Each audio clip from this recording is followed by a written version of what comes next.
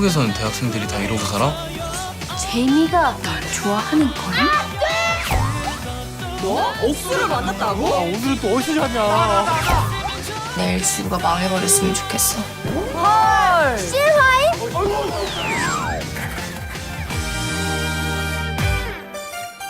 Hello! Hi! COREANEWS! My name is Carson Allen and I play the role of Carson in So Not Worth It. 아이고 국물 다 넘치고 난리다. My name is Joakim Sorensen and I play the role of Hans in So Not Worth It. 지금도 아프리카 어딘가에는 어린이들이 맨날 왕복 7시간씩 걸어서 물리러 오거든? My name is Terris Brown and I play the role of Terris in So Not Worth It. 여자친구가 나한테 너무 집착을 하네? 아니 또 나랑 매일 헤어지는 거 더 이상 못 견디겠대. 아니 그래서 헤어지재? 뭐 자꾸 헤어지긴. 아예 자기 집서 같이 살지? 오늘부터 당장. Yes, and we're so excited to talk to you guys today to get to know us better, maybe talk about some secret stuff that happened on set. Maybe. So let's get started! Let's get started!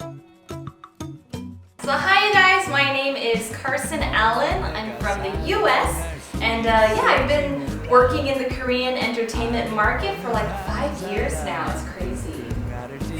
Yes, wow. She's the peer, our peer. Our 선배님. Yeah, 선배님 as you say in Korean.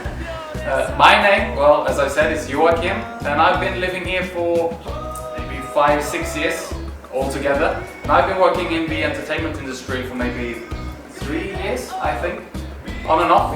And I just love Korea and I love Korean food. That's why I decided to live here. Yes, it's my turn. Like I said earlier, my name is Terris. I've been working in Korean entertainment I think since 2017, maybe 16. I mean, I just am here learning from my sunbae and Yoa. She's taught us everything we know. It took 5 minutes. Alright. So, what do you like the most about your character in the show? I like my character that she can be kind of rough around the edges and people spread rumors that she beats people up for fun. Rumors? I remember. When the time comes, I feel like she can kind of be seen as the rock of the group, where no matter what's going on, she understands the value of friendship and she wouldn't let nothing happen to any of her friends. And she's kind of protective, over Taewon and what people say about her. And I think that's what I like about most of her. She is the way she is, but she understands and has great values. She's got loyalty. Yes. Very quick nunchi. Yes. Yeah. Whereas Hans had none. No nunchi. No perception. That's a situation. Can't read the room. No idea what's going on. But what I really like about Hans is he has his set of rules. And if everyone just follows the rules, the world will be a better place to live in. Why does everybody have to follow your rules? Well, it may come across as my rules, but the rules is for a better good. For the utopia. For the utopia. 그냥 한 번만 넘어가줘라. 어? 한 번, 두 번 원칙이 무너지기 시작하면 시스템이 파괴되고 결국 디스토피아가 도래하는 거야. 원칙은 원칙이야. 안 되는 건 절대 안 돼. And I really like that. I have my rules as well, which people tend to break. Especially Terris. I remember this one time on set, Terris borrowed my toothpaste. It was a brand new toothpaste, mind you, but he squeezed it from the middle. Who squeezes a brand new toothpaste from the middle? I still get upset thinking about it. Why did you do that? So now you guys know he's a little, but I don't think, clearly I didn't mean anything by squeezing the toothpaste in the middle, and I think it's because we were on set and we're in a rush to do things. I was just and I didn't even think about it, and then I had to hear about it for years later. So yeah, this happened over maybe about a year ago. So if everyone squeezed the toothpaste from the middle, we would have anarchy. Yes, the world would be over. The chaos. I think the thing I like the most about Terris is that while he can be standoffish, you know, when he makes a mistake, like, or he offends one of his friends, I think he later on thinks about it and he thinks of ways he can make up for whatever he did wrong. And you know, if you've seen the show, he starts to, I think, become more aware of himself and he's starting to go through some changes. So I like that he is growing in a way. But yeah, I mean, we still have to see where he may go, but that's what I like most about him. Take a look at the next question. Oh, how was it shooting during the pandemic? Shooting during a pandemic was so depressing because it was really hard to get close or closer to our cast members because we have a lot of restrictions in Korea about how many people can be seen in public together. So whether that be like going to a restaurant, or we had talked about we really wanted to go bowling in the beginning when we were first like trying to get to know each other, and all those things weren't possible because of the pandemic. Because we are a large number, we're 8 people, and that's just not really acceptable, you know, during this time of the pandemic. It wasn't acceptable when we started filming, and it's still not acceptable. Yeah, I mean, it's been so long. And with Korean culture, it's really important to have these dinner parties, like before we start, you know, when we're like halfway through, and especially it's so traditional to have this huge dinner party when you finish a project. We have yet to have not even one dinner party, so it is quite strange. It's just like this emptiness that we didn't kind of fulfill. Yeah, I mean, yeah. It was a lot of inconveniences as well, like when we started reading the script as well. I remember we did a lot through Zoom. Yeah. And like, it's supposed, the give and take of the lines is really important, but doing it through Zoom, you have delays and it doesn't really work. So it was really frustrating, that part of it, the inconvenience. And as Carson said, I mean, we didn't have this, I mean, we bonded really well during filming, but I just wish we had some more activities. Yeah. So we would have had more memories. Yeah, because we had so much fun on set, so I can only imagine how much fun it would have been to do something more. But luckily, we're still waiting for that opportunity, so as soon as this pandemic is over, I can promise you there will be a dinner party. Yeah, a dinner party and an MC, and there will be a lot of the fun things waiting for.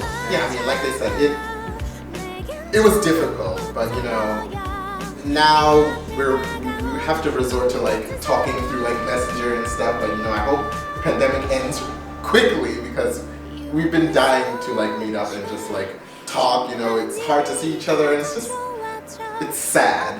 But I mean, also props and like total like thumbs up to the staff and the production, because we, despite it being a pandemic, we had a smooth shooting. Every single day we would have our temperature checked, we would walk through this like sanitize thing. Sanitizer like spray machine thing. And we were constantly being tested, you know, and so props to everybody that made it possible, because I know a lot of places like in the US, productions like shut down. I mean, even in Korea, I know some productions have like had to stop or go through delays, and like thankfully we were able to do it. Not a single accident. Right? No, yeah. Amazing. Yeah. Next question. Next question. Let's have a look. What was the funniest scene? This question is always so hard to answer because there's so many funny scenes. Do they want funny scene like when we watch it? What we think is the funny? I think it's up to interpretation. Yeah. I would have to say the funniest scene, I think because it was like in the beginning, that I think I thought things were funnier. Because like as we go on, like we're getting used to it being funny, but like in the beginning when I had to film Going to Save You from Torwashnika, the cult, it was really funny. Like especially like, because like we had to enter in the room and the director wanted it on one take. He wanted the camera to be like handheld. And so we couldn't laugh, but the whole situation was just like us busting through the door and like Sam pretending he's like a detective on like some like CSI show, and me like grabbing all the food and like shoving some of it in my mouth, and then Minnie like grabbing that dude by his tank top. It was just so hard to keep it serious for the entire thing. Yeah, because what's funny with that scene is the scene itself is really chaotic, but it was like that. Like they just filmed what happened like in one take, so it was as chaotic as it was in the sitcom. Your reactions, you were like, what? What's going on? What are you guys doing here? And we're like, so dumb! What's going on? I wasn't there, or I mean, I wasn't in this scene, but something that was just really funny to me is when, I think it happens towards the beginning of the show when you and Taemin go to look for his shoes, and then you guys just like come back soaked in water. Oh, yeah. no, we look for the umbrella. Yeah. Them like having to like get wet on set, it was just hilarious to see in real life. The funniest thing for me, I love episode 7. Like filming it was, we had such a great time, and then seeing it, seeing Carson's parts as well. Like I love episode 7. It's so much fun. So I have to say, like going to General Kim's. Yeah. So what's Kim Kim Byung-jang? Sergeant Kim's Kim. house. Yeah, Sergeant Kim. Just the scenes in the house, like, it's so much fun. Me listening to Yoon Jung-shi singing along. It was such a blast. Yeah. It was actually really hard to fly the drone. I was like, they taught me how to fly it that day, and like, it was hard because like when he would say start, I'd have to like lift it up, and then I have to keep it like steady. Yeah. But it kept like trying to go to the left or the right, and then like people are moving around, and like we had a couple of accidents. I may have like hit the couch. That was hard, but it turned out really funny. So let's do a reenactment. Pretend this is a drone. how about you be the drone? This is a drone. Okay. I'll do the sound. Okay, say cut or Okay. Action.